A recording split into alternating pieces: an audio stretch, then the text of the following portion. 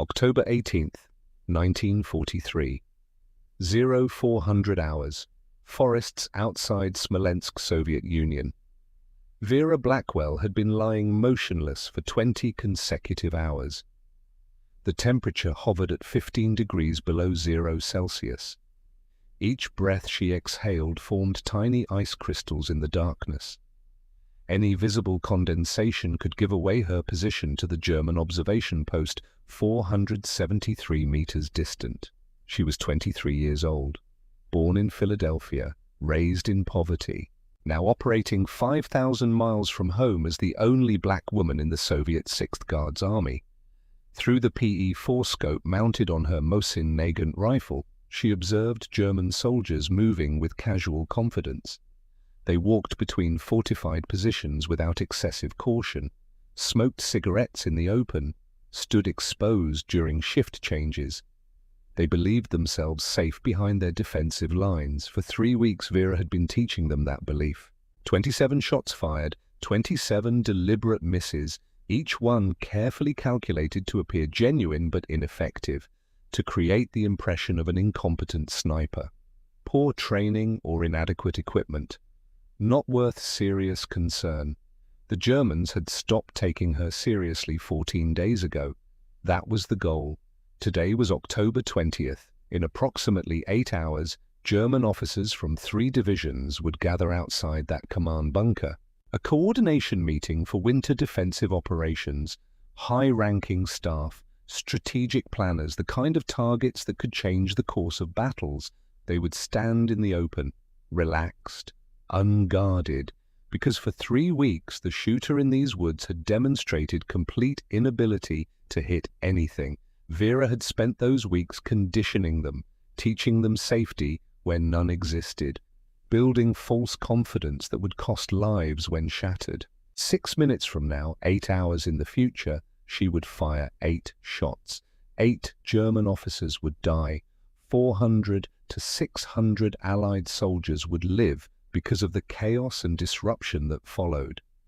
This is the story of how a woman who worked in a Philadelphia ammunition factory became one of the most innovative psychological warfare operators of World War II, and how patience became deadlier than any bullet. Before we continue, this account required 40 hours of archival research. We examined declassified Office of Strategic Services reports, Soviet military records, German casualty documents captured after the war, post-war testimony from surviving veterans on both sides, museum documentation, family interviews. If you value deep investigations into forgotten military history, stories about real people who changed warfare through intelligence rather than just firepower, subscribe to this channel right now. Every subscription tells the algorithm to share these stories with people who understand that the greatest weapons are often the quietest. Now let's go back to where this began. Philadelphia, Pennsylvania, 1936. Vera Blackwell was 16 years old. The Great Depression still gripped the nation.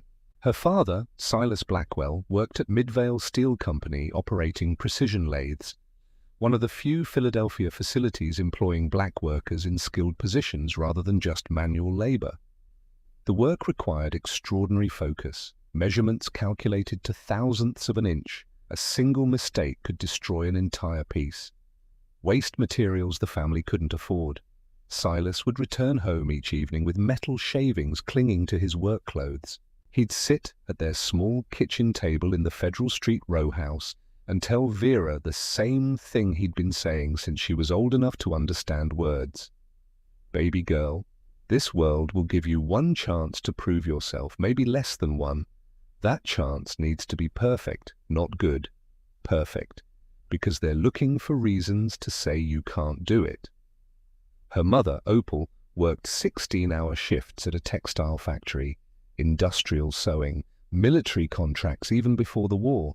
By 1938, the orders were changing. Less civilian clothing, more uniforms, olive drab, khaki. Everyone knew war was approaching even if America wasn't in it yet. The Blackwell family lived in a neighborhood where survival depended on doing more with less, where neighbors shared whatever they had. where young Vera learned that being underestimated could be an advantage if you were smart enough to use it. In 1938, when Vera turned 17, she took employment at Baldwin Locomotive Works Ammunition Division. The factory had begun hiring women as men left for better-paying defense work or early military enlistment. She started on the shell casing production line. 30 caliber rounds, 12,000 casings produced daily. Every single one had to meet precise specifications. Dimensional tolerances of thousandths of an inch. Any defect could cause weapon jams in the field. Chamber explosions, dead soldiers. The factory's acceptable defect rate was 0.2%. 24 defective casings per thousand were considered normal industrial variants. Within 6 months, Vera was promoted to Quality Control Inspector. Her personal defect rate, 0.003%. 3 defective casings per 100,000. 67 times better than facility average.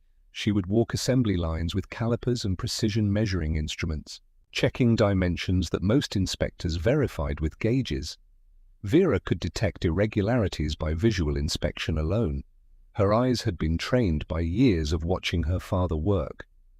Understanding that precision wasn't just measurement, it was survival. She could maintain absolute concentration for 12-hour shifts. No breaks except biological necessities, no distraction by noise or commotion, no degradation of performance even when exhausted. Her supervisor, Wallace Grant, wrote in her 9-month evaluation, "Miss Blackwell demonstrates precision capabilities I have not observed in 22 years supervising industrial operations. She appears capable of detecting dimensional variances, measuring 0.0005 inches through visual inspection. This should be physically impossible. Recommend permanent assignment quality control with potential supervisory consideration, but this was 1940. A black woman in a defense factory. There was no supervisory track available, only the work. So Vera did the work, inspected casings, prevented defects, saved soldiers' lives through quality control nobody would ever know about. Because her father had taught her the fundamental truth: precision is survival. December 7th, 1941. Vera was 21 years old. She sat with her parents in their kitchen listening to radio broadcasts. The announcer's voice crackling through descriptions of Japanese aircraft attacking Pearl Harbor, bombs falling on American battleships, men burning in oil-slicked water. The USS Arizona sinking with 1,100 sailors trapped inside.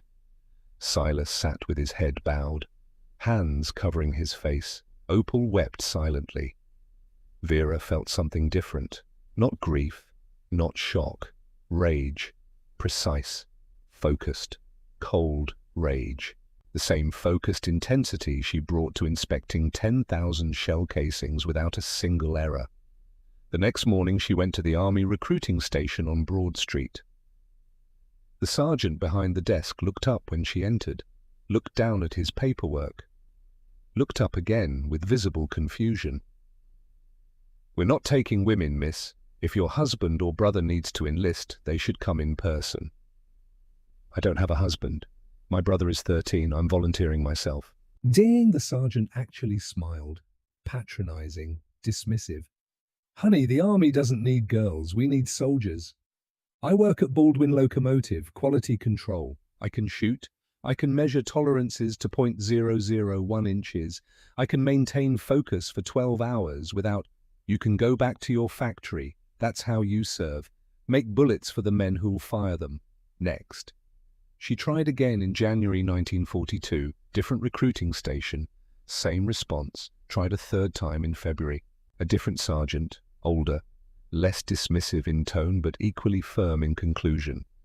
"Ma'am, I understand your desire to serve, truly, but United States military regulations do not permit women in combat roles. Even if they did, we maintain separate units for colored soldiers. There are no provisions for colored women in any military capacity beyond nursing or certain administrative positions. I can outshoot most men." "That may well be true, but regulations aren't my decision. They're the government's decision." Vera walked out of that third recruiting station understanding something fundamental. Her country was at war.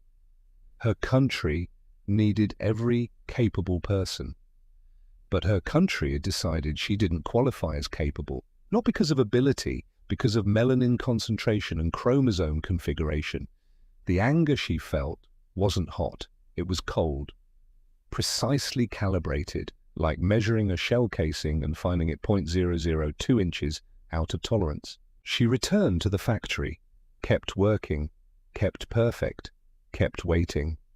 February 1942, a community meeting at the church on South Street. Vera attended because her mother asked. Some kind of volunteer organization presentation, probably another call for women to buy war bonds or roll bandages. She sat in the back row, expecting nothing. The woman at the front of the church surprised her. White woman, perhaps 35, sharp eyes, uniform Vera didn't recognize. She introduced herself as Captain Elara Whitmore, Office of Strategic Services. Most attendees had never heard of the OSS, established only months earlier. America's first centralized intelligence agency, operating in shadows, recruiting unconventional candidates. Captain Whitmore spoke plainly. I'm looking for people who can accomplish things others cannot, people with strategic thinking capability, unusual patience, exceptional precision, people who can operate independently in hostile environments. She paused, scanned the room. I'm specifically looking for people the enemy will underestimate. After the presentation, Vera approached. Captain Whitmore was packing papers into a leather case. I can shoot. I can measure to thousandths of an inch. I can maintain focus for 12 hours without performance degradation. Captain Whitmore looked up, really looked, not the dismissive glance from army recruiters. An assessing gaze. Name? Vera Blackwell. Where do you work? Baldwin Locomotive, Ammunition Division, Quality Control Inspector. Your defect rate? 0.003%. Captain Whitmore's expression didn't change, but something shifted in her eyes. That's not statistically possible with human visual inspection. It's documented. Verify with my supervisor, Wallace Grant. A long pause.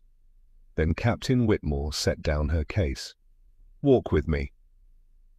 They left the church, walked South Street in cold February evening. Captain Whitmore didn't speak for nearly a full block. Finally, the Soviet Union is deploying women in direct combat roles, pilots, tank operators, machine gunners, snipers. They've achieved remarkable success. Over 200 female snipers currently operational on the Eastern Front. Vera stayed silent, listening. The OSS has been asked to provide advisors, Americans with specialized skills who can train alongside Soviet forces, learn their methodologies, share American perspectives. It's an unusual arrangement born from unusual wartime partnerships. You want me to go to the Soviet Union? I want to know if you'd consider it. I tried enlisting 3 times. They said women can't serve. The regular military has regulations. The OSS has missions. Missions sometimes require unconventional approaches. They walked another half block. If you volunteer, you'll face discrimination from multiple directions. You'll be American in a foreign military system, woman in combat role, black woman in predominantly white organization. Training will be brutal, conditions harsh. Sniper survival rates are among the lowest of any specialty. Captain Whitmore stopped, faced Vera directly. But I've read your factory evaluations, examined your defect rate, asked questions about you. Do you know what people say? That I'm unnatural, too focused, too precise, inhuman. Exactly. Those are the qualities that make exceptional snipers. Not marksmanship, though that helps. The ability to remain absolutely motionless for 12 hours while cold, hungry, terrified, and bored. To maintain perfect concentration despite every instinct screaming to move. To be patient when patience feels impossible. Vera felt something shift inside her chest. 3 rejections from recruiters. Now this. When do I start? The conversation continued 3 more hours. Captain Whitmore's temporary office above a pharmacy on Market Street. Maps covering walls, files stacked on metal desk. You'll spend 3 months at an OSS facility in Virginia. Basic Russian language instruction, Soviet military doctrine orientation, preliminary marksmanship assessment, then, if you qualify, transport to Soviet Union via Alaska. 3 weeks across the Bering Strait. You'll train at the Central Women's Sniper School outside Moscow. How many women are in this program? Currently 7. We're building slowly, testing viability before expansion. Why me specifically? Captain Whitmore pulled out Vera's file. Because every other candidate was selected for existing marksmanship skills, language capabilities, or intelligence analysis background. You're the first person we've found with something different. What? Inhuman patience. The ability to perform identical precise actions 12 hours daily, 6 days weekly, for years, without degradation, without complaint, without error. She closed the file. Sniping isn't about shooting. Most soldiers can learn accuracy. Sniping is about waiting, watching, remaining motionless while every muscle screams, staying focused while bored and terrified simultaneously. You've been training for this your entire working life without knowing it. Vera signed papers that night. By March 1942, she was on a train to Virginia. OSS training facility, Blue Ridge Mountains, March through August 1942. The facility occupied a converted hunting lodge. Isolated, surrounded by dense forest, perfect for teaching people to disappear. 15 women in Vera's training group, different backgrounds, an Olympic rifle shooter from California, a farm girl from Montana who'd hunted elk since childhood, a mathematics professor from Massachusetts, a telegraph operator from Texas, all white except Vera.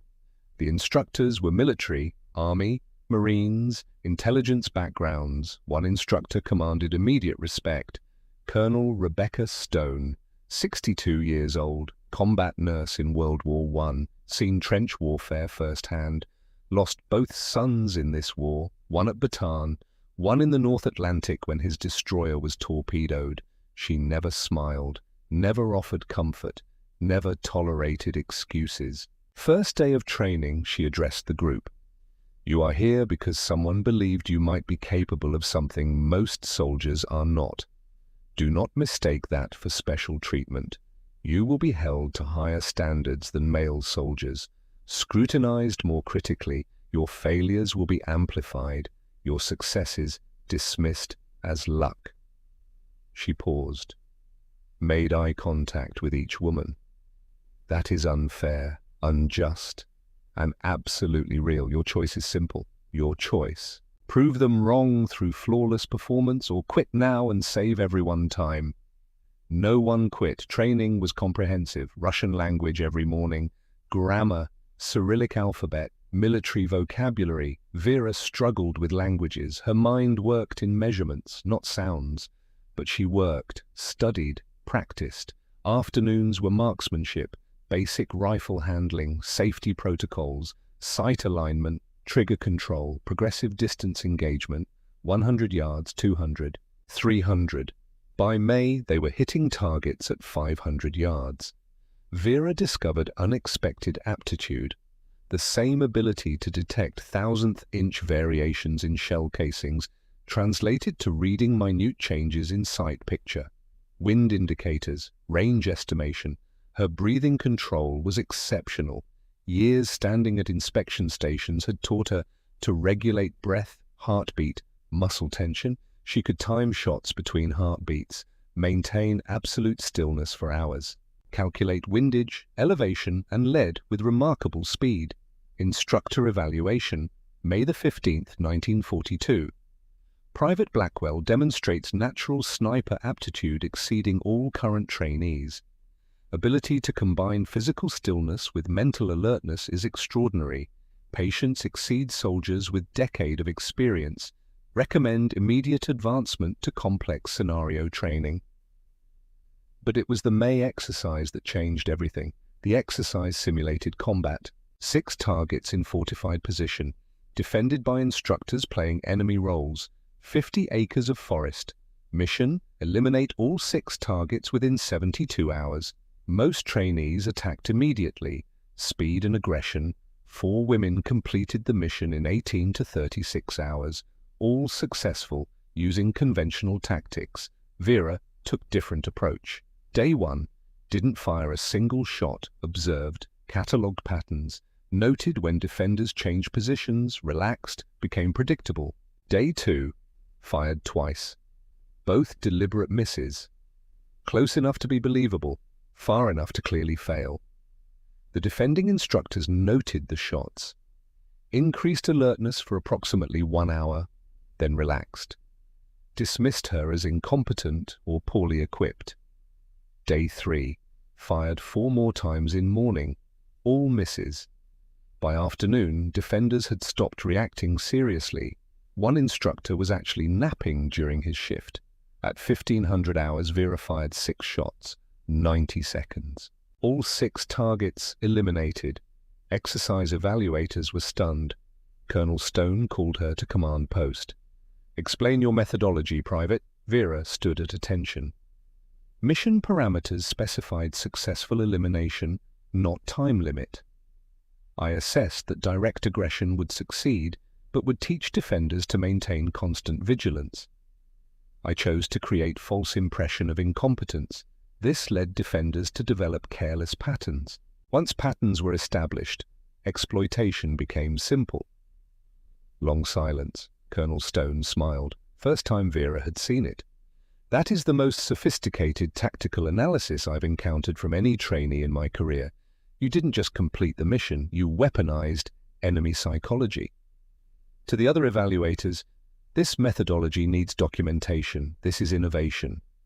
To Vera, you've invented a new approach to sniper warfare.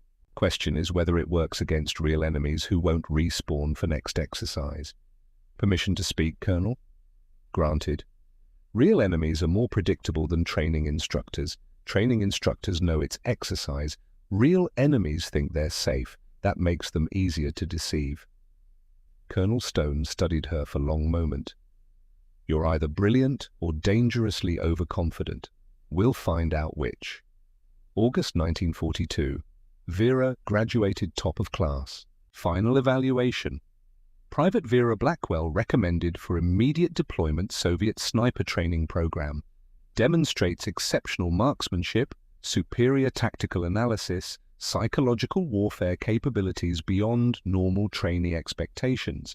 Of particular note, development of deliberate miss strategy represents potentially significant innovation in sniper doctrine. Recommend field testing under combat conditions. September 1942. Vera boarded military transport. Virginia to Alaska. Crossed Bering Strait on supply ship. 3 weeks of travel. Brutal conditions. Freezing temperatures. Constant darkness sailing north. Finally, Soviet Union. The Central Women's Sniper School occupied converted monastery outside Moscow. Approximately 200 women training at any time. The commandant was legendary. Ludmila Pavlichenko, 309 confirmed kills, most successful female sniper in history. 30 years old, hard, scarred, aged beyond years by what she'd seen. When Vera arrived, Pavlichenko looked at her exactly 5 seconds, then spoke in heavily accented English. You are American, you are black, you are woman. 3 reasons enemy will underestimate you. This is advantage. Do not waste advantage. Training began immediately. Soviet approach differed from American methods. More emphasis on fieldcraft, camouflage, concealment, operating alone or in 2-person teams deep behind enemy lines, less emphasis on pure marksmanship. Soviets assumed sniper school students could already shoot. Pavlichenko's philosophy was simple. Shooting is easy, surviving is hard. Vera trained with Soviet women from across the Union. Farm girls from Ukraine, factory workers from Leningrad, teachers from Moscow, all driven by the same thing. Germans had invaded their homeland, killed their families, destroyed their cities. This wasn't abstract patriotism, this was survival. Vengeance. Vera was paired with spotter named Katya Volkov. 43 years old, 20 years older than Vera, she'd been schoolteacher in Leningrad before the war, lost husband first month of fighting, lost both sons during Leningrad siege. She spoke very little, moved with quiet efficiency of someone with nothing left to lose. They trained together 3 months, learning to communicate without words, hand signals, shared glances, trust that develops when your life depends on someone else's competence. December 1942, they graduated. Assigned to 6th Guards Army, deployed to Smolensk region, January 1943, Smolensk front. Winter warfare in conditions Vera had never imagined. Temperatures dropping to -30 Celsius. Snow so deep, movement measured in meters per hour. German and Soviet lines separated by 500 to 2,000 meters of frozen forest. Vera and Katya operated as reconnaissance team initially, crawling into forward positions under darkness, observing German defensive structures, cataloging activity, reporting intelligence, not engaging, just watching, learning. First month, Vera didn't fire her rifle except during training exercises behind Soviet lines. She was learning rhythm, patterns, routines. By March 1943, she'd made 4 confirmed kills, careful shots, high-value targets, officers, specialists, each requiring days of observation and planning. But 4 kills in 3 months was low performance. Soviet snipers averaged 1 to 2 kills weekly. Late August, Vera's commander, Major Mikhail Volkov, summoned her to headquarters. Comrade Blackwell, 8 months deployed, 4 confirmed victories, unacceptable performance. I am studying enemy patterns, Comrade Major. For 8 months? Yes, Comrade Major. What have you learned in 8 months that required more than 8 days? How they think, how they relax, how they become careless when they believe threat is minimal. Volkov stared. Elaborate. German soldiers are disciplined when alert, but cannot maintain constant maximum vigilance. Over time, they develop routines, patterns, safe hours when they believe risk is lowest. If I engage aggressively, they maintain high alert constantly. If I engage ineffectively, they learn to dismiss threat. Carelessness creates vulnerability. Long pause. You are saying you have been deliberately ineffective. I am saying I have been patient.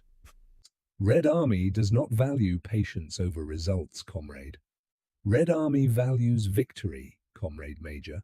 I am constructing conditions for significant victory, not incremental results. Volkov studied her. You have 1 month. If theory does not produce results, you will be reassigned to conventional infantry support. Understood, Comrade Major. Vera left headquarters knowing she was on borrowed time. 1 month to prove 3 weeks of patience could change everything. September 1943. Vera intensified reconnaissance of German sector she'd been observing since March.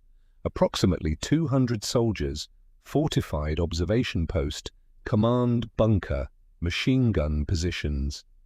Through months of observation, she and Katya had identified patterns. Shift changes at predictable times, officers appearing in same locations at same hours, routines developed from months holding same positions. September 15th, Soviet intelligence intercepted German radio traffic. High-level meeting scheduled October 20th. Multiple divisions coordinating winter defensive preparations. Katya brought Vera the intelligence summary. They sat in their bunker, studying maps. This is opportunity, Katya said in Russian. If meeting happens, many officers in one location, Vera replied. Yes, but you have no victories for weeks. Command thinks you are failing. I know. This is risk. If you wait for October and fail, you go back to factory. Vera looked at calendar. September 15th to October 20th. 35 days. I need 3 weeks to condition them. Make them believe I am no threat. 3 weeks of missing deliberately. Yes. Katya was quiet for a long time. Then, I lost sons, husband. I fight because I have nothing left, except belief their deaths meant something. She looked directly at Vera. I trust you. I do not trust many people, but I trust you. If you say 3 weeks of failure leads to 1 day of victory, I believe you. Thank you. Do not thank me. Prove me right. September 23rd, 1943. The pattern would begin. 27 shots over 25 days. 27 deliberate failures, all leading to 6 minutes that would change everything. The pattern had begun. September 23rd through October 17th, 1943. 25 days, 27 shots, 0 confirmed kills. Each one a precisely calculated lesson in incompetence. Vera Blackwell was teaching the German forces that the sniper in these woods couldn't hit anything. Poor training, inadequate equipment, negligible threat. The question was whether they would learn the lesson well enough to die from it. Week 1 began with meticulous preparation. Vera and Katya established 3 primary observation positions around the German sector. Each position required 3 days to construct properly, camouflage arranged to withstand close inspection. Sight lines cleared without obvious disturbance, escape routes planned to the meter.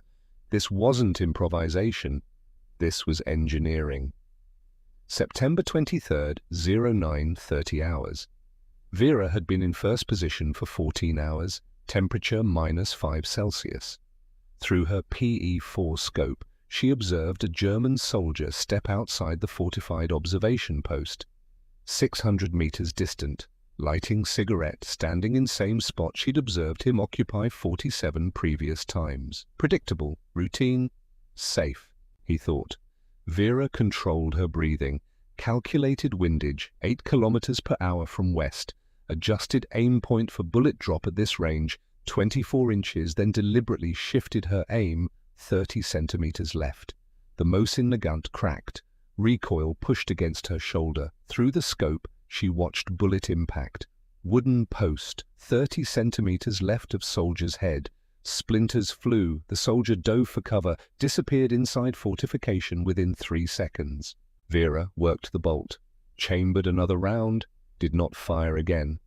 Katya was already writing in her notebook. Shot 1, 09:32 hours. Target, observer, cigarette break.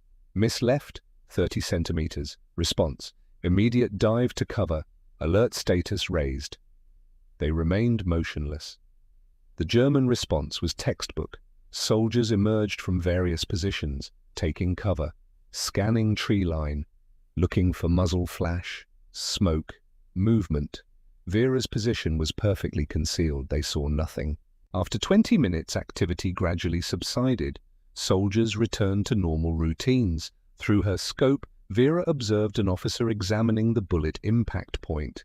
His body language told the story, gesturing toward forest, making dismissive hand wave. She couldn't hear words but understood meaning. Not serious threat. Katya whispered in Russian, "He thinks you missed." Good. They remained in position 6 more hours, then withdrew under darkness. Katya's full report that evening. First engagement, deliberate miss. German response, initial alert, 20-minute duration, return to normal operations. Officer assessment appeared dismissive. Recommendation, continue pattern. This was shot 1 of 27. Shots 2 through 8 followed over the next week. September 25th, second position, 700 meters from different section of German line. Vera observed supply detail. 4 soldiers unloading ammunition from truck. One stood apart, smoking. Same routine every delivery. She aimed, calculated, then adjusted 40 centimeters right. Fired. Bullet struck truck's wooden panel. The soldier jumped, confused. His comrades dove for cover. Alert lasted 15 minutes, less than first engagement. When officer investigated, his response was faster. Examined impact point. Shook head, waved dismissively, returned to duties. Katya's note. Response duration decreasing. Threat assessment lowering. September 28th. Third position. 550 meters from command bunker itself. Dangerous proximity but necessary. German communications specialist emerged at 0900 hours every day. Same time. Checking external antennas. Vera had observed this routine 43 times. She waited until he was fully exposed on bunker's roof access. Aimed. Shifted 25 centimeters low. Fired. Bullet impacted sandbags below his position. He dropped flat. Scrambled down ladder. Alert response. 12 minutes. The investigating officer barely looked at impact point. Glanced at sandbags. Said something to subordinates. They laughed. Actually laughed. Katya translated body language. They are mocking you. Perfect. By September 30th, shot 9, the pattern was established. German response times had decreased from 20 minutes to under 10. Officers spent less time investigating. More importantly, soldiers were beginning to move with less caution during hours when Vera typically engaged. They were learning to feel safe, learning that the shooter in these woods was incompetent, exactly as planned. Week 2 brought visible erosion of German discipline, October 1st. Vera observed what she'd been waiting to see. A German soldier walked between positions at 1100 hours, area that 3 weeks ago would have been crossed at sprint using available cover. Now, casual walk, no concealment attempt. Through scope, she could see him talking to another soldier. Relaxed, unafraid. She fired. Deliberate miss 30 centimeters ahead of his path. The soldier stopped, looked annoyed, not terrified, walked faster but didn't run. Alert response. 8 minutes. When officer investigated, he didn't even examine impact point closely, just waved dismissively and walked away. Message clear. This shooter is not worth serious concern. Over the next week, Vera identified 3 primary targets through detailed observation. She and Katya gave them names based on behavior patterns. The careful one, Major Ernst Weber. Distinctive bearing, always moved deliberately, always used cover effectively. Professional soldier, Eastern Front veteran, he'd survived years of combat by never being careless. But even he was beginning to relax. October 5th, Vera watched him stand in open for 45 seconds. 3 weeks ago, he would never have exposed himself for more than 10 seconds. The Wanderer. Lieutenant Hans Kohler, young, maybe 24, developed habit of walking perimeter at irregular intervals, sometimes used cover, sometimes walked openly.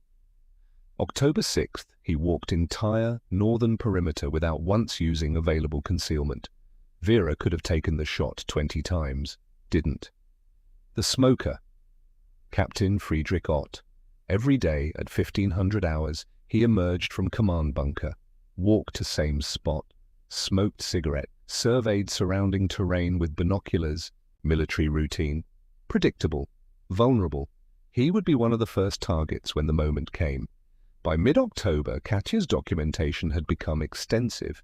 Hand-drawn maps showing every position, timing charts for shift changes, identification sketches of 23 different officers and specialists, vulnerability windows calculated to the minute. She showed Vera the analysis. 3 weeks of watching, we know more about their routines than they know themselves. How many high-value targets identified? 23 officers, 15 specialists, communications, artillery observers, machine gun commanders. When meeting happens, how many will attend? Katya consulted intercepted intelligence. Radio traffic suggests 3 divisions coordinating, minimum 30 officers, possibly 40. Vera studied maps. Where will they gather? Outside command bunker, meeting inside, but they will emerge for breaks. German officers smoke heavily. They will want fresh air. How long will meetings last? Previous reports suggest 3 to 4 hours, breaks every 60 to 90 minutes. Vera calculated multiple breaks, 30 to 40 officers, all gathering in same location, all conditioned through 3 weeks of fake misses to believe she was incompetent. This will work. October 9th brought new intelligence that raised stakes considerably. Soviet forces were planning major offensive for October 25th, 5 days after German meeting. If German command structure remained intact and coordinated, they would respond effectively.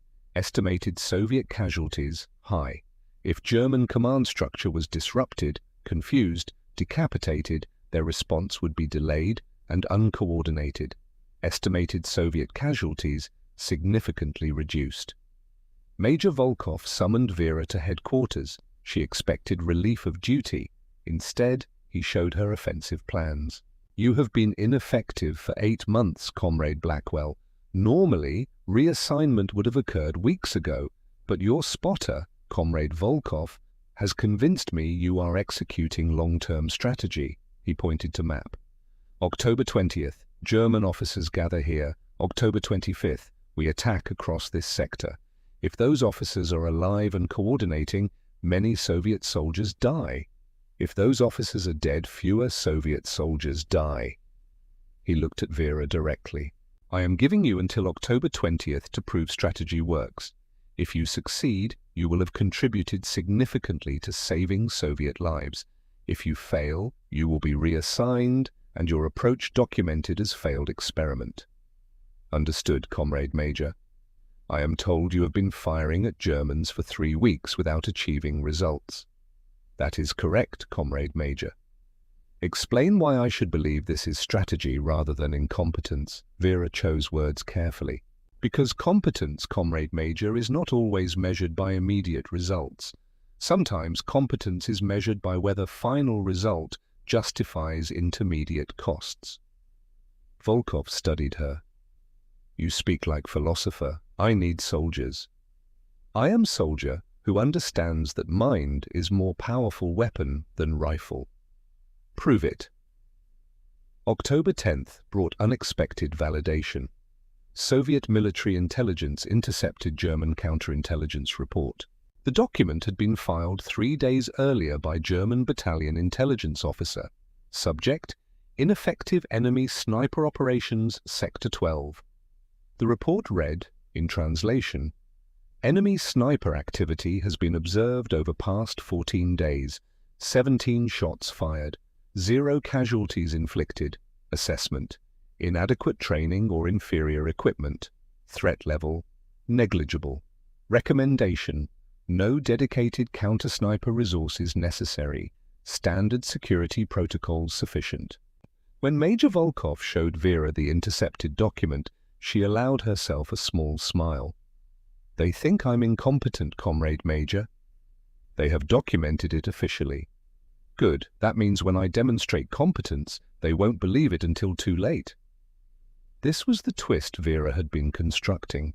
The enemy hadn't just dismissed her as incompetent, they'd officially documented her as negligible threat.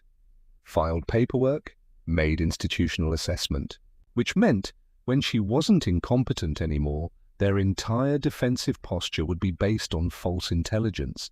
She'd succeeded in becoming invisible through apparent failure. Week 3 brought final preparations. October 12th, German radio intercept confirmed final details. Meeting scheduled 1000 hours, October 20th. Expected duration 3 to 4 hours. Approximately 40 officers from 3 divisions. Vera and Katya began establishing 3 final positions. Primary, 473 meters from command bunker. Optimal sightlines, excellent cover and concealment, viable escape route, decoy. 700 meters, different angle, pre-positioned to draw counterfire away from primary. Escape, 200 meters behind primary. Fallback position if extraction under fire became necessary. Each position required days to construct properly. Camouflage withstanding close inspection. Sight lines cleared without obvious disturbance. Escape routes planned to meter. October 15th. Vera fired her final conditioning shots. 3 more deliberate misses over 2 days. By now, German response was almost dismissive. Soldiers barely took cover. Officers didn't investigate impact points. One soldier made obscene gesture toward forest after shot impacted nearby, mocking the incompetent shooter. Katya recorded it. Enemy contempt complete, conditioning successful. That same day, Vera noticed concerning development. Her left foot. 3 toes had lost feeling. Frostbite, not severe yet, but developing. Weeks of lying motionless in freezing conditions. Inadequate circulation. The medic examined her. You need rest, warm environment, or you risk permanent damage. After October 20th. Damage may be permanent by then. I understand. She returned to preparations. Frostbite was acceptable cost. October 16th. Katya revealed something she'd been hiding. They were in their bunker preparing final equipment checks. Katya reached into her coat, pulled out folded paper, Soviet military communication form, orders. This arrived September 29th. You are ordered to report headquarters October the 23rd for reassignment to infantry support duties. Effective performance rating unsatisfactory. Vera stared at the paper. You hid this from me. Yes. Why? Because I see what you are building. I understand patience. I was teacher for 20 years. Patience is how you teach children others have given up on. You show them small successes. You wait. You trust. Process. Katya folded the paper, put it back in her coat. Command does not understand patience. They see 0 kills for weeks and judge failure. But I see pattern. I see Germans becoming careless. I see trap forming. If this doesn't work, then I will also be reassigned for hiding orders. We fail together or succeed together. Vera felt something shift. Gratitude, trust. This woman had lost everything. Husband, sons, home. Had every reason to be bitter, broken, focused only on survival. Instead, she was risking her career on faith in unproven strategy. Thank you. Do not thank me. Prove me right. October 17th, 2000 hours. Final movement into position. Vera and Katya carried supplies for 5 days. Ammunition, water, rations, cold weather gear, medical supplies. Everything they might need if extraction was delayed. They moved slowly, 100 meters per hour, stopping frequently to ensure they weren't observed. By 0200 hours, October 18th, they reached primary position, 473 meters from German command bunker. Vera settled into hide she'd constructed 3 days earlier. Arranged camouflage, established sight picture through scope. Command bunker clearly visible, area where officers would gather during breaks. Perfect. Katya positioned herself 2 meters left, binoculars ready, notebook ready. They would remain in this exact position for next 40 hours minimum. No movement except millimeters at a time, no sound, no comfort. This was what separated snipers from regular soldiers, ability to endure discomfort that would break most people, to remain focused despite cold, hunger, pain, boredom, to wait. October 18th passed slowly. Temperature dropped to -15 Celsius as night fell. Vera's toes were numb, frostbite spreading. She ignored it, focused on target area. German activity was normal, shift changes, supply deliveries, routine patrols, no indication they suspected observation. At 1200 hours, Vera watched the smoker emerge for daily cigarette. Captain Friedrich Ott stood in usual spot, completely exposed, vulnerable. She could have taken the shot, didn't. Tomorrow he would die, along with several others. But today he lived, unaware he was being watched by someone who'd spent 3 weeks teaching him to feel safe. Night fell. Temperature continued dropping. Vera and Katya took turns maintaining observation. 2-hour shifts. The one off duty would rest but not sleep. Couldn't risk deep sleep. Had to remain alert enough to respond immediately if needed. At 0300 hours, October 19th, it began to rain. cold rain, soaking through clothing, making concealment positions muddy, threatening to reveal outlines they couldn't move to adjust, had to remain exactly where they were, let rain soak them, let cold penetrate, endure. By dawn, October 19th, both women were hypothermic, shivering uncontrollably, but they maintained position, maintained discipline. This was the cost, not the shooting. This, the suffering before shooting, the patience required to endure conditions that would make most people quit. October 19th, morning, German activity increased.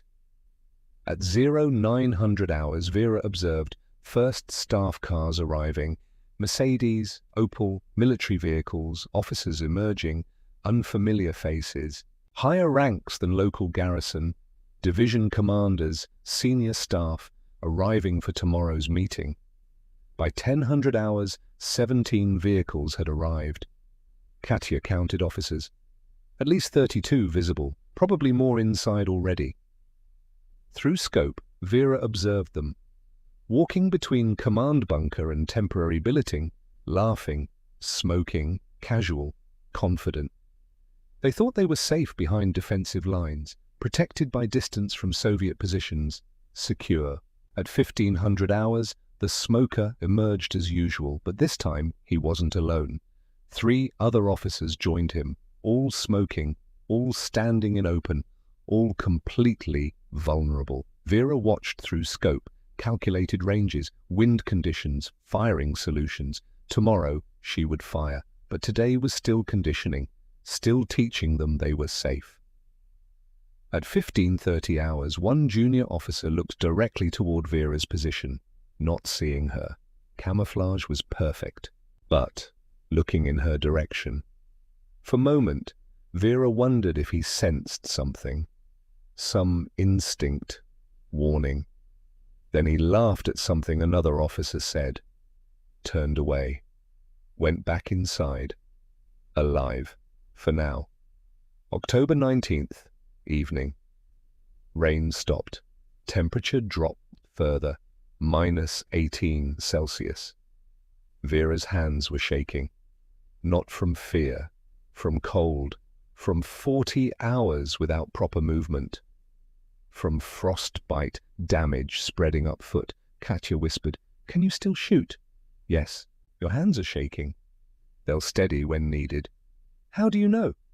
"Because I've done this 12 hours daily for 3 years in factory, holding calipers steady while exhausted, cold, hungry, body learns." Katya was quiet for a moment. "I need to tell you something." "What?" "If this doesn't work tomorrow, if you fail, command will not just reassign you, they will likely send you back to America. Failed experiment. Waste of resources. I know. And I will be sent to punishment battalion for hiding orders." Vera turned her head slightly, first movement in hours, looked at Katya. "Why did you risk that?" Katya's face was weathered, aged beyond her 43 years by grief and war. "Because my sons died first month of war. Conscripts, untrained. Sent to hold positions against tanks with rifles. They died because commanders made stupid decisions. Valued immediate action over smart strategy." She paused. "You are first person I have seen who understands that patience is strategy, that waiting is not cowardice, that sometimes smart decision is to do nothing until moment when doing something matters most. What if I'm wrong? Then we fail. But at least we fail attempting something intelligent, better than succeeding at something stupid." They settled back into observation. Night fell. October 20th was 6 hours away. At 0400 hours October 20th, Vera had been in position 54 hours total. No sleep, only brief periods of reduced alertness. Body was shutting down from cold and exhaustion. But mind remained focused. This was the day. Everything came down to next 12 hours. At 600 hours, dawn broke, grey light filtering through clouds, temperature still -15. At 900 hours, more staff cars arrived, 12 additional vehicles, officers emerging, gathering outside command bunker, smoking, talking, confident, casual. At 0930 hours, senior officer emerged that Vera hadn't seen before, Oberst rank insignia, colonel. He walked directly to Major Weber, the careful one. They spoke briefly. Weber nodded, gestured toward bunker entrance. At 1000 hours exactly, officers began filing inside. Meeting was beginning. Vera knew from intercepted intelligence these meetings typically lasted 3 to 4 hours, with breaks. Germans were meticulous about scheduling breaks. First break, typically 1,200 hours. Second break, 1,400 hours. She would wait. Everything depended on waiting. At 10:47 hours, Katya nudged gently, pointed. Officers emerging, not scheduled break. Too early, perhaps bathroom break, or urgent message. 3 officers, standing outside bunker entrance, one lit cigarette. Vera's scope was already trained on area. She'd been maintaining sight picture for hours. Range, 473 meters. Wind, 8 kilometers per hour from northwest. Slight downward angle. She calculated firing solution automatically. Years of practice. Held aim on smoking officer. Then deliberately shifted 1 meter right. Final conditioning shot, teaching them one last time she couldn't hit them. She fired. Mohsin Nagant cracked. Bullet struck wooden bunker frame exactly 1 meter from officers. Splinters flew. All 3 officers dove inside. Alert response began. Soldiers emerged from positions. Scanning. Looking for shooter who'd been ineffective 3 weeks. Not seriously concerned, just following procedure.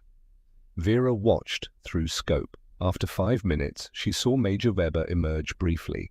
He looked toward impact point, made dismissive gesture, said something to subordinates. They visibly relaxed. Weber went back inside, message clear. Same incompetent shooter, not serious threat. Perfect. At 1200 hours, first scheduled break occurred. 7 officers emerged, stretching, smoking, talking.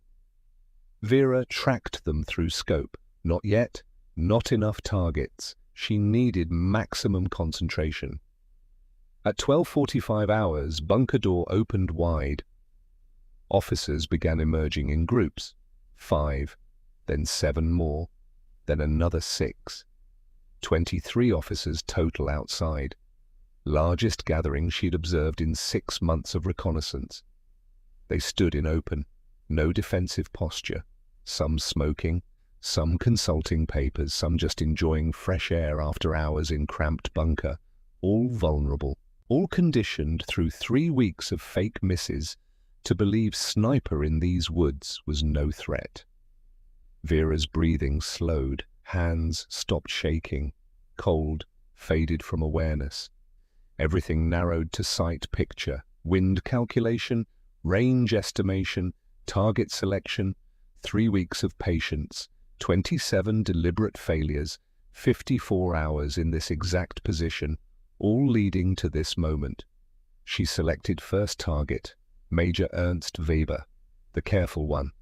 Professional who should have known better, who'd survived years of Eastern Front combat, who'd finally, after 3 weeks of conditioning, allowed himself to relax.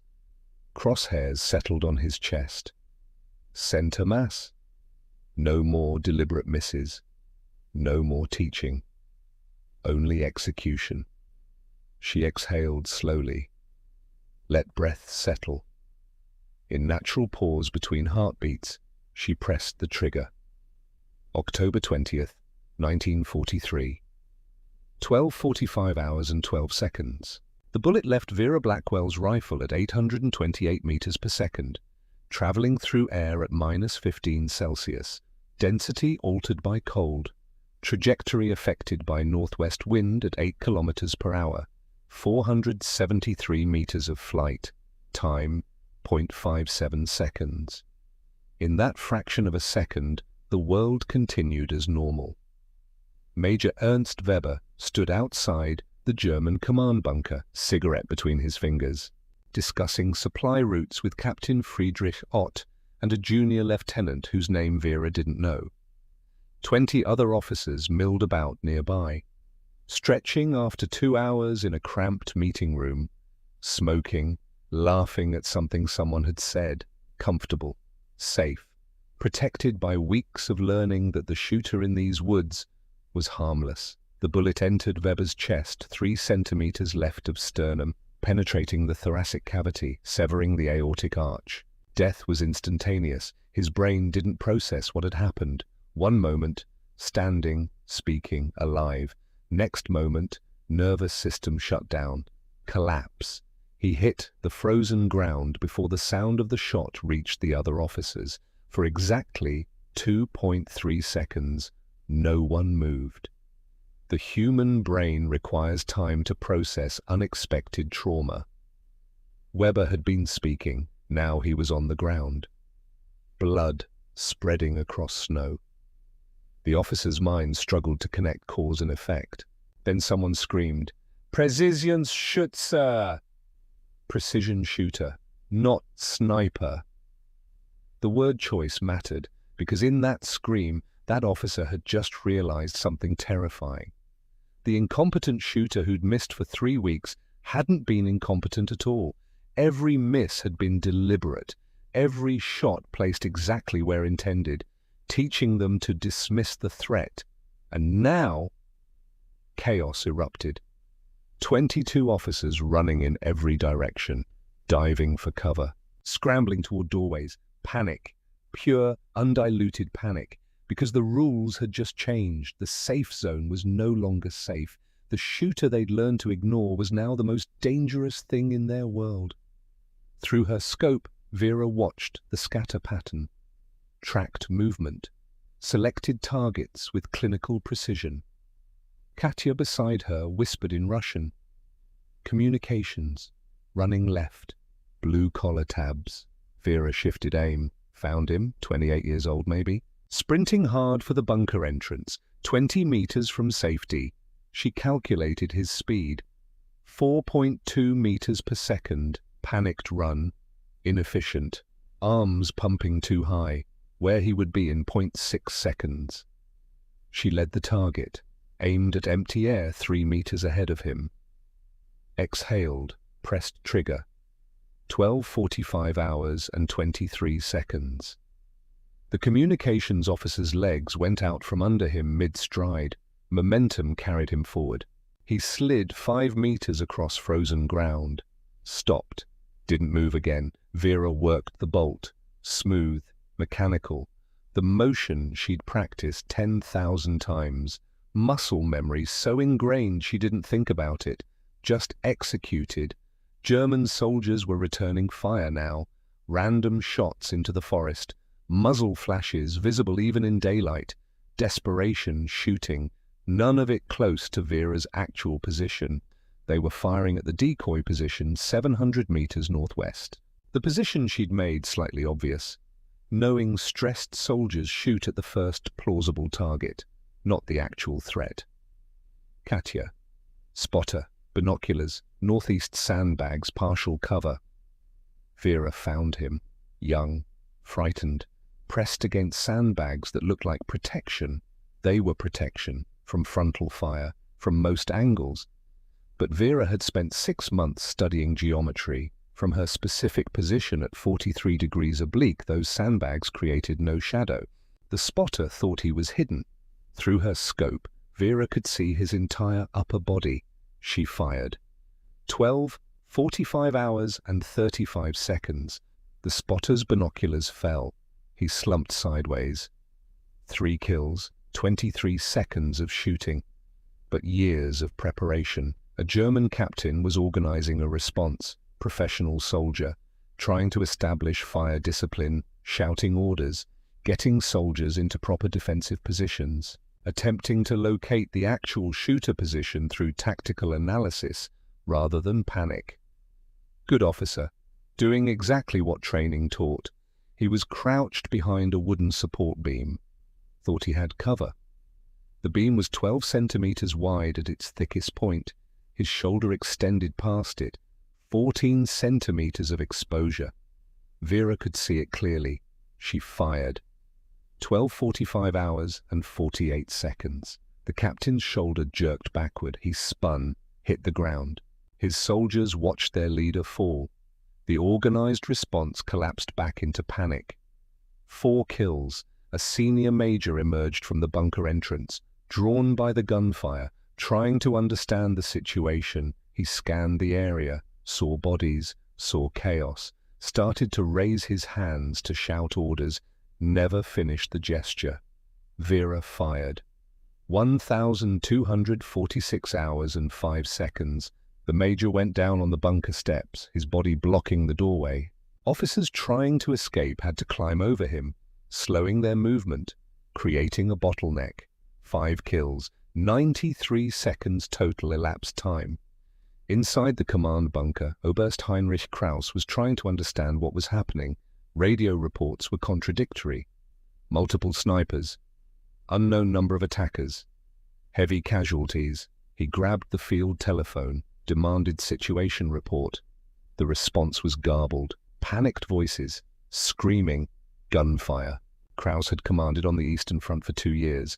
Survived Stalingrad, led retreats under impossible conditions. He was not a man who panicked easily, but the voice on the other end of that telephone was his most experienced company commander, and that commander was terrified. "Sir, we have 5 officers down, 6, 7. We can't locate the shooter. The fire is coming from, no, wait, different angle. Multiple positions, sir. The line went dead. Krauser made a decision. Full defensive protocol, all outdoor movement suspended, all officers inside immediately, artillery strike on suspected sniper positions, standard doctrine, textbook response. What he didn't know, the sniper executing his officers was one woman with 1 rifle, who'd spent 3 weeks teaching his forces to underestimate her, who was now teaching a different lesson entirely. Outside, Captain Friedrich Ott was running. The smoker, the man who'd stood in the same spot every day at 1,500 hours for 3 months, who'd developed such predictable routine that Katya had documented every gesture. He was sprinting now, terror visible in every movement. 30 meters of open ground between his position and the bunker's east entrance. He'd covered 18 meters, 12 remaining. Vera tracked him through the scope, leading the target, accounting for panic speed, fired. 1,246 hours and 22 seconds. Ott fell forward, slid across ice, stopped 11 meters from safety. So close. 6 kills. Lieutenant Hans Köhler, the Wanderer, was pressed against the bunker's north wall. The young officer who'd walked perimeters without cover for weeks, who'd made obscene gestures toward the forest 5 days ago. Mocking the incompetent sniper. He wasn't mocking now. He was praying, pressed flat against concrete. Thought the wall protected him. It did protect him from frontal fire. From most angles, not from Vera's position. 43 degrees oblique, elevated by 30 meters of terrain. The angle created by that geometry meant the wall cast no shadow for him, no protection. Full exposure. He never understood this. Vera fired. 1,246 hours and 40 seconds.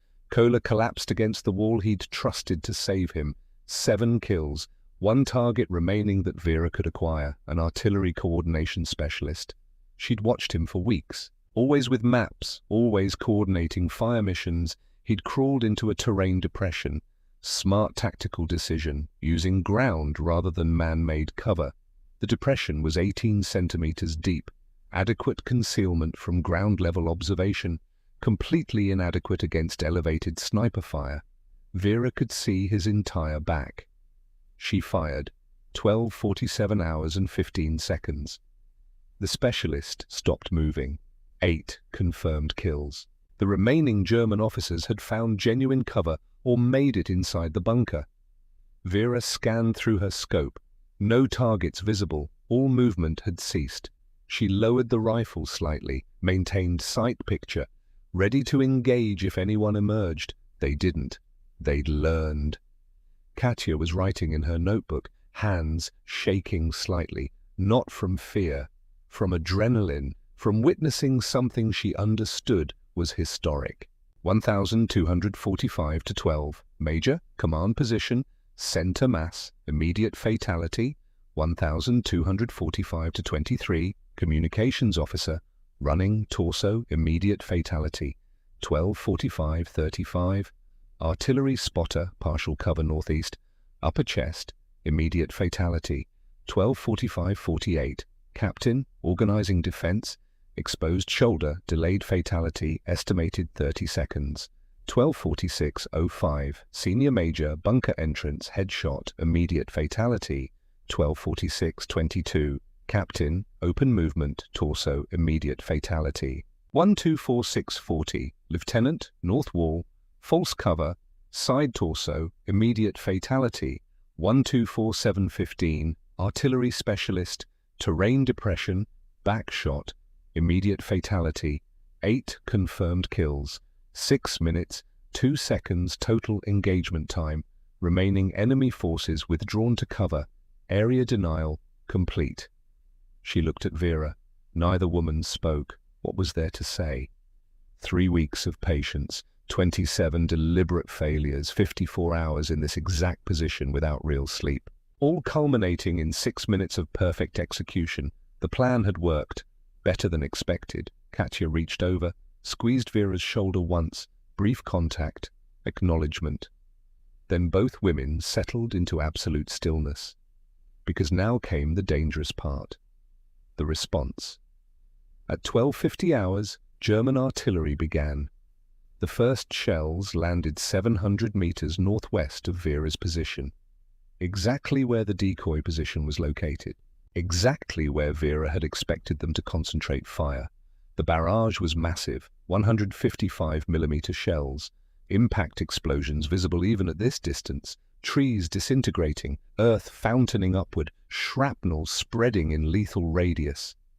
If Vera had been there, she would have been vaporized, but she wasn't there. She was 473 meters southeast, lying motionless, listening to artillery destroy empty forest. Katya counted impacts, whispered numbers in Russian. 50, 75, 100. The barrage continued for 1 hour and 47 minutes. Over 800 shells. Vera calculated the resource expenditure.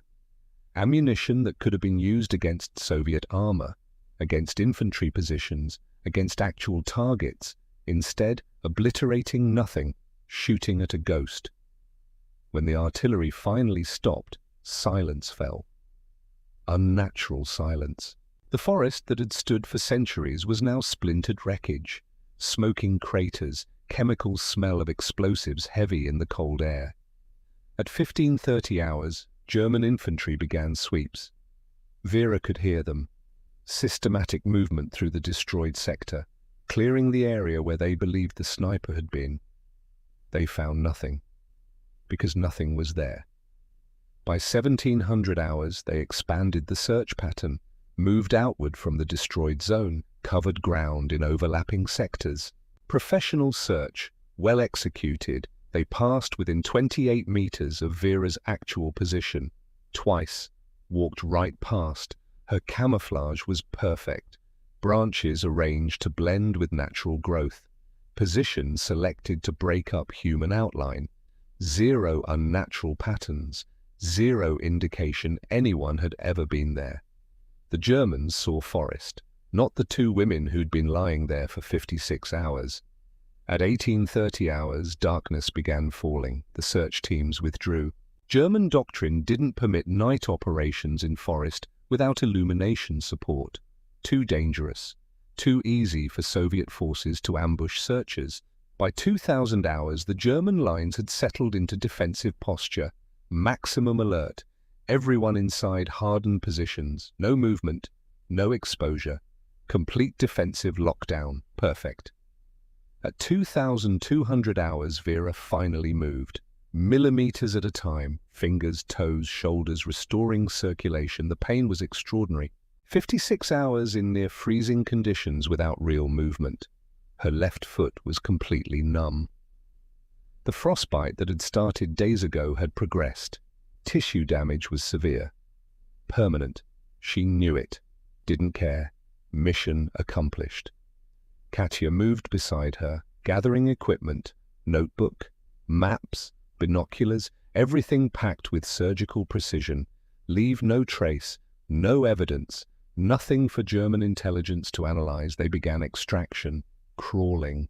100 meters per hour, constant vigilance, stopping every 15 meters to listen, watch, ensure no detection. The temperature had dropped to -20 Celsius. Clear sky, stars, visible. Beautiful night, lethal, cold. They moved through it anyway. By 0100 hours, October 21st, they'd covered 600 meters. By 0245 hours, they could see Soviet forward positions. Sentries challenged them. Password exchange. Relief visible on the sentries' faces when they recognized the two women who'd left 3 days ago. "Command wants immediate report, comrades." At 0315 hours, Vera and Katya stood before Major Mikhail Volkov. Battalion intelligence officer present, recording equipment running. Katya presented her notebook. Volkov read in silence. 2 minutes. 3. Finally looked up. "You achieved 8 high-value eliminations in 6 minutes. Yes, Comrade Major. After deliberately missing for 3 weeks. Yes, Comrade Major. Explain your methodology." Vera spoke for 20 minutes. Psychological conditioning, creating false impressions through consistent behavior, exploiting enemy doctrine that assumed snipers sought immediate results, teaching targets to feel safe through apparent incompetence, then exploiting that safety at maximum tactical advantage. Volkov listened without interruption. When Vera finished, "This is the most sophisticated sniper operation documented in this war, possibly in any war." He closed the notebook. "You will prepare complete tactical analysis, every detail. This methodology will be incorporated into training doctrine immediately." "Yes, Comrade Major. But first, medical evaluation. Your foot is damaged. You are no use to the Red Army if frostbite costs you mobility." The medical officer's assessment confirmed what Vera already knew. 3 toes on her left foot, severe frostbite. Tissue necrosis advanced. Circulation compromised. Permanent damage. She would walk with pain for the rest of her life. Limited mobility. Chronic arthritis likely. The cost of 56 hours lying motionless at -15 Celsius. Vera accepted the diagnosis without complaint. "Can I continue field operations?" "For how long?" "As long as necessary." "The damage will worsen with continued cold exposure." "I understand. Can I continue?" The doctor looked at her, saw something in her eyes that made him answer honestly.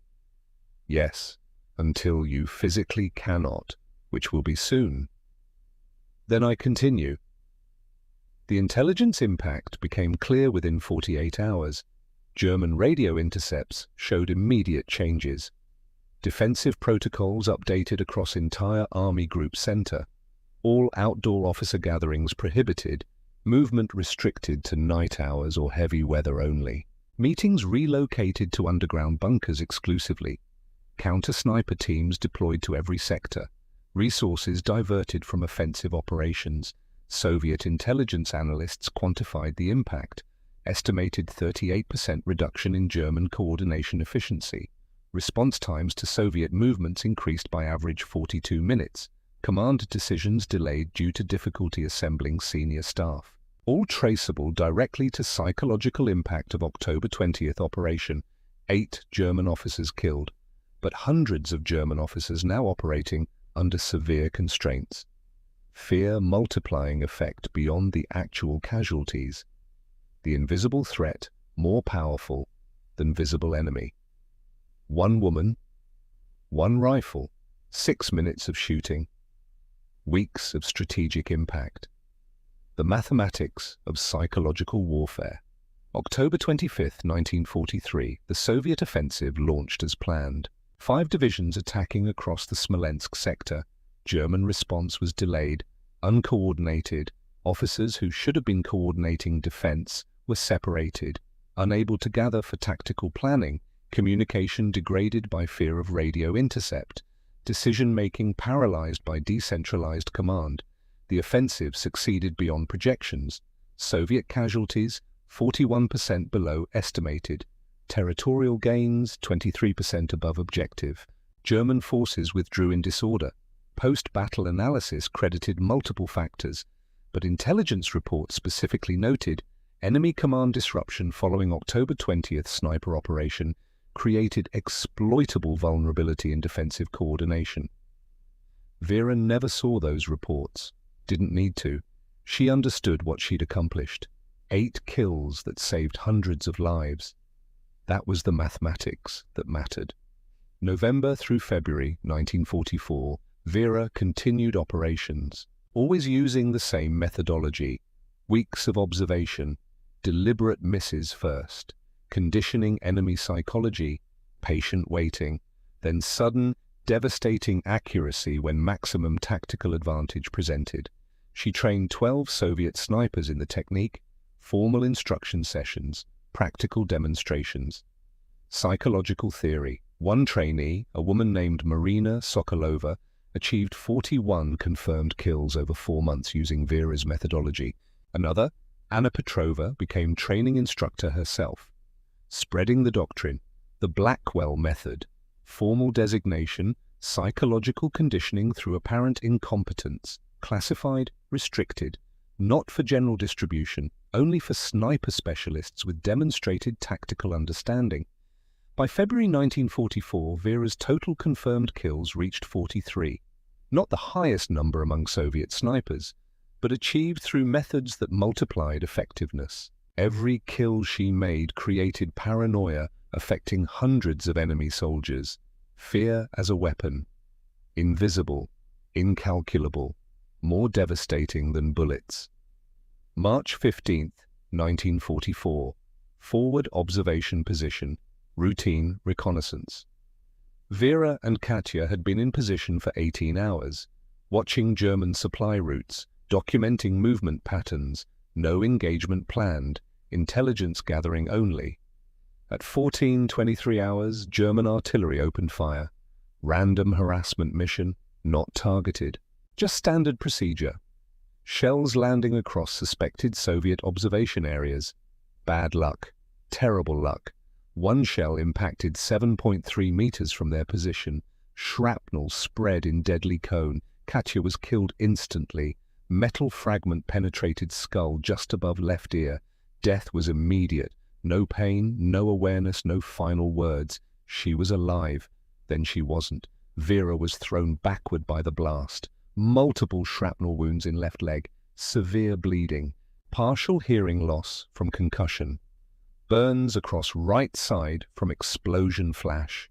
She lay there for 4.6 seconds, trying to understand what had happened. Then she saw Katya, motionless, blood pooling. Vera tried to crawl to her. Leg wouldn't respond properly. Shrapnel had severed muscle. She dragged herself anyway. Reached Katya, checked pulse. Nothing, no breath, no life. 43 years old. Widow who'd lost 2 sons, teacher who'd become warrior, spotter who'd trusted when no one else believed, friend, dead. Soviet medics arrived 6 minutes later, extracted Vera under continued artillery fire, tried to bring Katya's body, too dangerous, recovered her the next day, buried with military honors, small ceremony, 20 people, nobody from her family, they were all dead, killed in Leningrad siege. Vera attended from hospital bed, couldn't walk, leg wounds too severe. She listened to the ceremony, listened to officers praise Katya's service, listened to words that didn't capture who she'd been. When they asked if Vera wanted to speak, she said, "Katya Volkov taught me that trust is the foundation of everything. She trusted a strategy everyone thought was insane. She documented when others dismissed. She believed when others doubted. She gave me the time I needed when command wanted immediate results.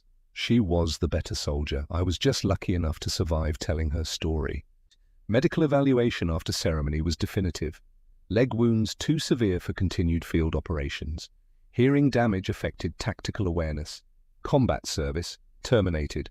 Vera Blackwell was going home. June 1945. Philadelphia. Federal Street looked exactly as she'd left it. Same row houses, same worn steps, same neighbors, sitting on porches in evening heat. Her parents had aged. Father's hands shook worse now. Mother's eyes were milky with cataracts. They embraced her at the door, asked no questions about the limp, the hearing aid, the scars visible on her hands and neck. Didn't ask about the war, didn't ask what she'd done, just welcomed her home. That night, lying in her childhood bed, Vera stared at the ceiling. Same ceiling, same cracks in plaster she'd memorized as a child. Everything familiar, everything alien. She'd killed 43 people, saved 400, changed warfare doctrine, and now she was back in a 10 by 12 room in Philadelphia, listening to her father snore through thin walls. The disconnect was total. The OSS had been dissolved in October 1945, replaced by nothing immediately, eventually became CIA. But in 1946, bureaucratic chaos, records scattered, personnel discharged without proper documentation. Vera's service was classified, deep classified. Soviet partnership was politically problematic. Female combat role didn't fit acceptable narratives. Her file was sealed. No public recognition, no veterans' benefits initially. Technical oversight, she'd served with foreign military. Didn't qualify for WWII bill under existing regulations. She appealed twice, denied both times. Insufficient documentation of eligible service. She had documentation, it was classified, which meant she couldn't present it, which meant she couldn't prove service, which meant no benefits. Bureaucratic catch-22, she took her old job back.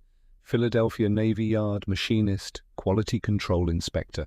The same precision work she'd done before the war. Same tolerances, same focus. Except now her hands sometimes shook.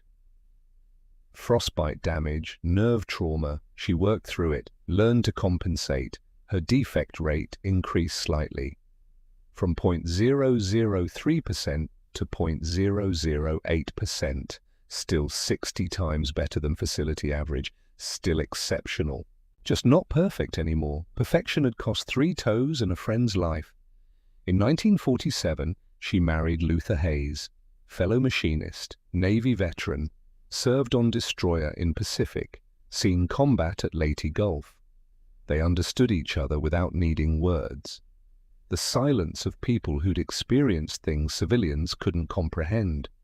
Their courtship was brief, 3 months. Luther proposed simply, "We both know what war is. We both know what matters. Will you marry me?" Yes. They married at City Hall. Small ceremony, her parents, his mother, 2 co-workers as witnesses, no reception, just dinner at small restaurant on Market Street. They bought a house in Fishtown. Modest. Affordable on 2 machinist salaries, had 2 children. Daughter Michelle, born 1949, son Thomas, born 1951. Vera was a mother now, not a sniper, not a warrior. A mother who worked full-time, who came home tired, who helped with homework, who attended parent-teacher conferences, who never discussed what she'd done between 1942 and 1944. When Michelle asked at age 8 why Mommy limped, Vera said, "Factory accident," not frostbite from lying in frozen mud for 56 hours while killing 8 German officers. When Thomas asked about the photo of a woman in Vera's drawer, the only photo Vera had of Katya, she said, "Friend from the war, not the woman who believed in me when everyone else thought I'd failed, who documented my kills, who died from artillery shrapnel while I survived, who I think about every single day." Simpler to lie, easier than watching them not understand. 34 years of silence, 1945 to 1979, Vera worked, raised children, became grandmother. Luther retired in 1975. They had 3 years together, traveling modestly, visiting grandchildren, peaceful years. Then 1978, heart attack. Luther died at 63, hospital room, Vera holding his hand. His last words, "You were the best thing that happened to me." Then, gone. Vera was 56, widow now, like Katya had been. The parallel wasn't lost on her. She continued working part-time, lived alone in the Fishtown house, saw children and grandchildren regularly. Normal life. Invisible veteran. Then, 1979. CIA began systematic declassification of OSS files. 34 years after war's end, historian named Robert Matthews was researching unconventional warfare, found reference to Operation Phantom Sniper, found Vera's name, tracked her to Philadelphia, contacted her by letter, asked for interview. Vera didn't respond for 3 weeks. Then finally, "You can come. Saturday afternoon. Bring your questions. Don't expect comfort." The interview took place in Vera's living room.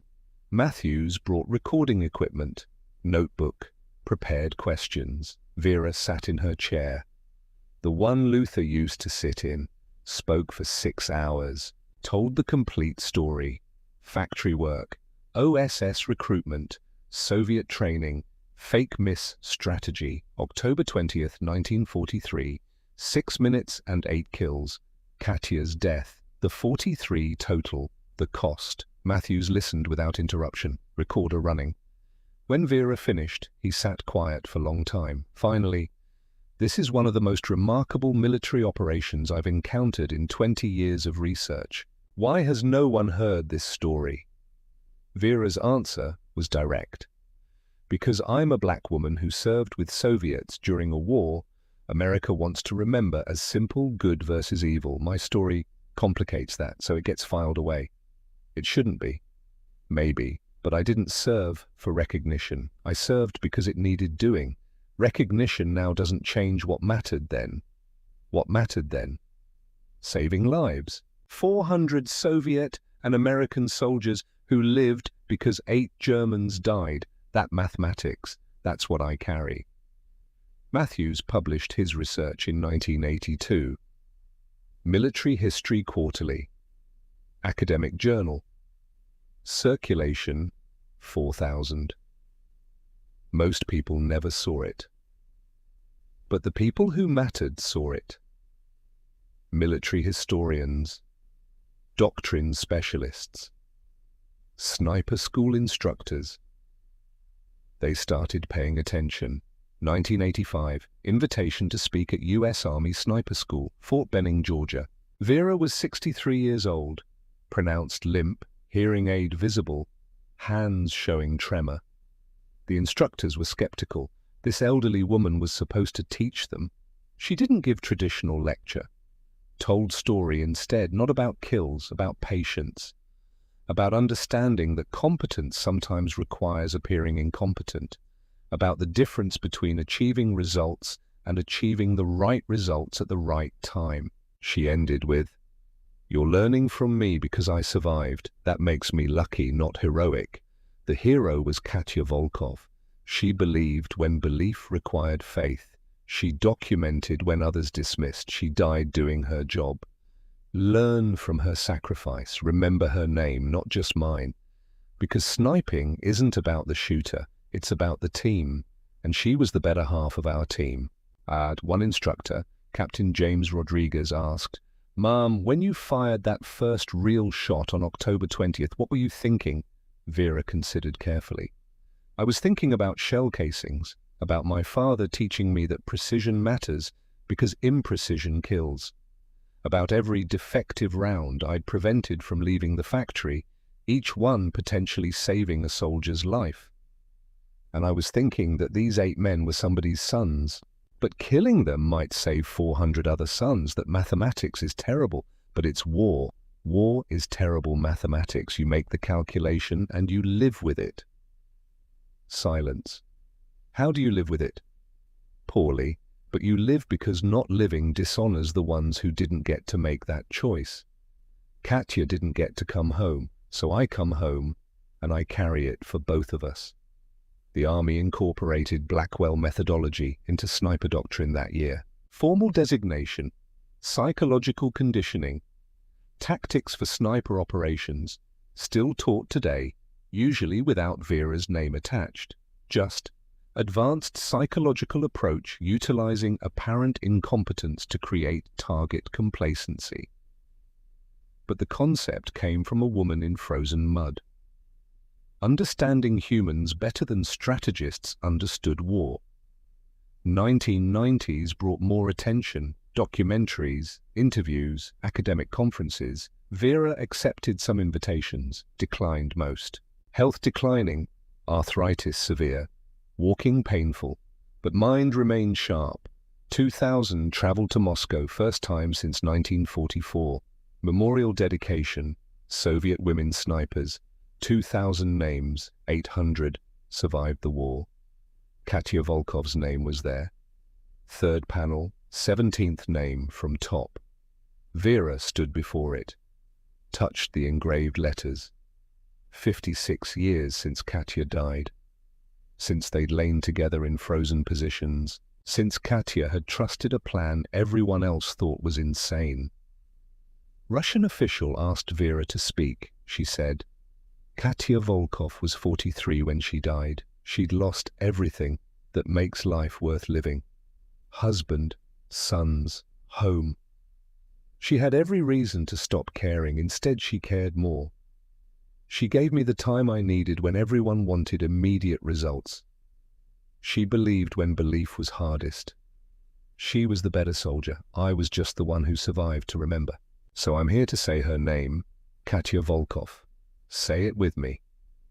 200 people repeated. Katya Volkov. Vera nodded. Good. Now she's remembered. That's all that matters. 2005. Stroke. Severe. 83 years old. Left side paralysis. Speech affected. Vera spent her remaining years in assisted living facility. Fishtown Rehabilitation Center.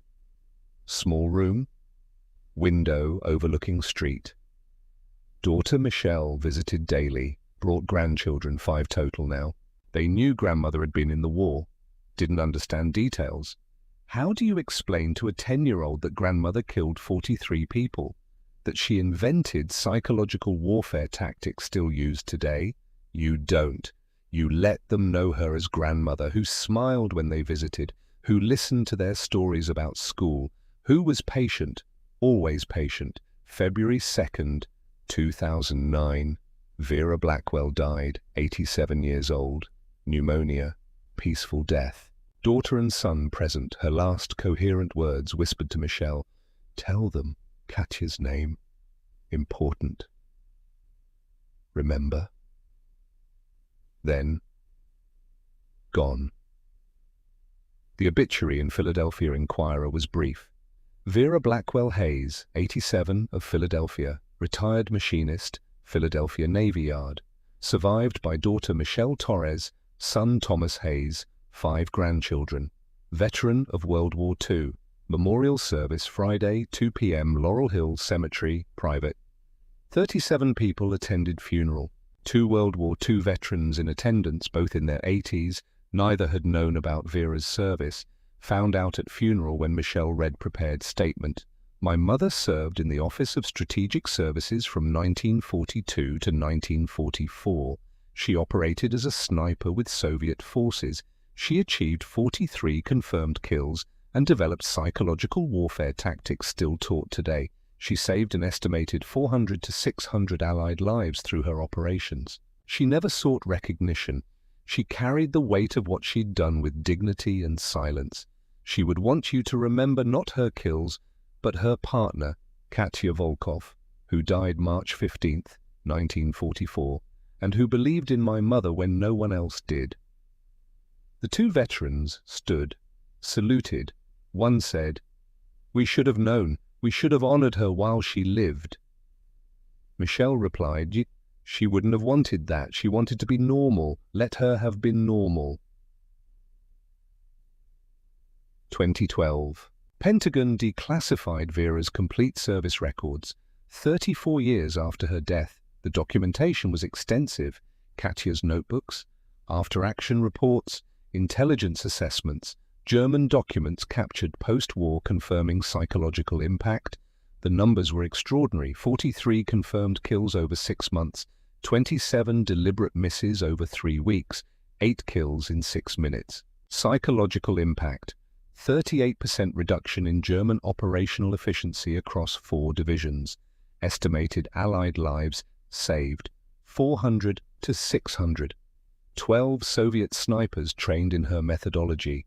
All documented, all verified, all ignored for 67 years. Modern military analysts studying the declassified records were unanimous. This represented one of the most sophisticated psychological warfare operations of World War II, executed by a 23-year-old woman with high school education and 3 years factory experience. 2018, Military Intelligence Hall of Fame. Vera Blackwell inducted posthumously. Michelle accepted the honor. Read statement Vera had written in 2006. If you're reading this, I'm dead and someone thinks I deserve recognition. Fine. But if you honor me, honor Katya Volkov equally. Honor the 400 who lived because 8 died. Honor my father who taught precision. My mother who taught endurance. Captain Alara Whitmore who believed. Colonel Rebecca Stone who trained. Major Mikhail Volkov who gave me time. Honor everyone who makes a soldier effective, not just the one who pulls the trigger, because war is never one person. It's everyone who builds that person into someone capable of doing terrible things for necessary reasons. The ceremony was attended by 300 people: active duty military, veterans, historians, family. General Marcus Webb, Army Chief of Staff, gave closing remarks. Vera Blackwell proved that the most powerful weapon in warfare is not technology. It is understanding psychology, understanding patience, understanding that sometimes the most effective path to victory requires accepting the appearance of failure. Her methodology is still taught, still used, still saving lives, because the principles she discovered are timeless. The mind matters more than the equipment. Patience matters more than aggression. Strategy matters more than tactics. These truths transcend technology. They are human truths, and Vera Blackwell understood them better than most generals. Today, Vera's Mosin Nagant rifle is displayed at U.S. Army Ordnance Museum, Aberdeen, Maryland. Display case 47, climate-controlled, properly preserved. The placard reads, Mosin Nagant Model 1891/30, PE4 scope, used by Vera Blackwell, Office of Strategic Services Operative, Soviet 6th Guards Army, 1943 to 1944, 43 confirmed kills, pioneer of psychological conditioning tactics in sniper warfare, demonstrated that patience and understanding of human psychology can multiply combat effectiveness beyond raw firepower, saved an estimated 400 to 600 Allied lives through psychological warfare impact of her operations. Next to the rifle, Katya Volkov's notebook, open to October 20th, 1943. Her handwriting, precise, detailed, 8 kills documented with timestamps and descriptions, the last complete entry she made before her death 5 months later. Visitors can read it, see the precise documentation, understand that behind every military operation are people who document, people who trust, people who die, not just people who shoot. 2024, Marine Corps deployment, classified location, Staff Sergeant Sarah Martinez, Scout Sniper, 8 years service. 41 confirmed kills. She's in position, watching enemy compound. Could take shot now, doesn't, waits. Her spotter, Corporal James Kim, whispers, "You have the shot." I know. Why wait? Blackwell methodology. Let them get comfortable first. Show them I'm not a threat. Then, when it matters most, prove them wrong. That could take days. So we wait days. Kim settles in. They wait. Because Martinez learned at Quantico that patience is a weapon, that the best shot isn't always the first shot, that Vera Blackwell proved something fundamental. Humans can be conditioned, enemies can be taught, and the most dangerous opponent is the one you've learned to ignore. 3 days later, Martinez achieves mission objective: 0 friendly casualties, maximum psychological impact on enemy forces. After-action report cites successful application of psychological conditioning tactics per Blackwell methodology. Martinez never met Vera Blackwell. Vera died when Martinez was 6 years old. But Martinez carries Vera's lessons, uses Vera's tactics, saves lives using Vera's understanding. That's legacy, not monuments, not medals. Living application of lessons learned in frozen Russian mud in 1943, passed from woman to woman, generation to generation, still working, still relevant, still saving lives. What do we learn from Vera Blackwell? Not that killing is glorious. Vera never thought that. Not that war is noble. Vera knew better. We learn that the most powerful weapons are often invisible. Patience, understanding, willingness to endure short-term costs for long-term victory. We learn that competence sometimes requires appearing incompetent, that immediate results matter less than final outcomes, that the mind is more powerful than the rifle. Vera Blackwell didn't have the best equipment, didn't have institutional support, Didn't have recognition during her lifetime. What she had, mind trained by years of precision work, patience developed through tedious factory labor, understanding that perfection requires waiting for exactly the right moment, and courage to execute a strategy everyone thought was insane. 27 failures before 8 successes, 3 weeks of humiliation before 6 minutes of vindication. That's not just military history, that's human history. Everyone who's been underestimated, everyone who's trusted a vision others couldn't see, everyone who's endured short-term costs for long-term victory. Vera Blackwell, 1922 to 2009, 87 years, 43 confirmed kills, 400 to 600 lives saved, 64 years carrying the weight of both numbers.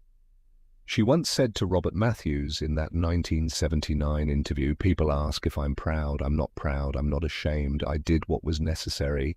Killed when killing saved more than it cost. That's not heroism. That's mathematics. Terrible mathematics. But someone has to do the calculation. Someone has to carry the weight. I was trained for precision. So I made precise calculations, and I've spent 64 years living with the results. Some nights I sleep fine. Some nights I see 43 faces. Both are true. Both are part of carrying what war requires." That's a veteran, not someone who celebrates violence. Someone who understands its terrible necessity, who carries its cost with dignity, who honors those who didn't survive by living deliberately, by refusing to waste the survival they were denied. To Vera Blackwell, to Katya Volkov, to every soldier who proved that intelligence matters more than equipment, that patience defeats aggression, that understanding humans is the ultimate weapon. We remember, we honor, we learn, and we pass those lessons to the next generation. Because some truths transcend time, some tactics work in any era, some humans understand warfare better than their contemporaries understand them. Vera Blackwell was one of those humans. Her story deserves to be told. Not because it's comfortable, because it's true. And truth, like patience, is a weapon, one that never becomes obsolete.